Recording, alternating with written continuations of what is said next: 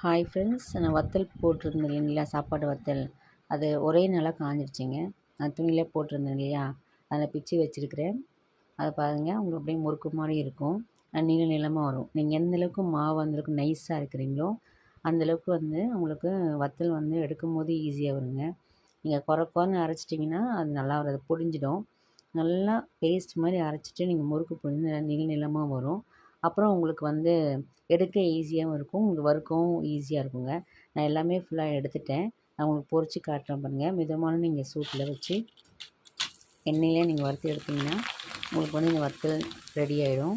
இது ரொம்ப டேஸ்ட்டாக இருக்கும். எல்லா சாப்பாட்டுக்கும் நீங்கள் சாப்பிட்டுக்கலாம். நல்லா மொறு மொறுன்னு இருக்குங்க. உங்களுக்கு பிடிச்சிருந்தா லைக் பண்ணுங்கள், ஷேர் பண்ணுங்கள், சப்ஸ்கிரைப் பண்ணுங்கள். இதை ட்ரை பண்ணி பாருங்கள். நீங்கள் அப்பளத்துக்கு பதிலாக இதை சாப்பிட்றது ரொம்ப நல்லது. இல்லை உப்பு கம்மியாக தான் இருக்கும். ட்ரை பண்ணி பாருங்கள்.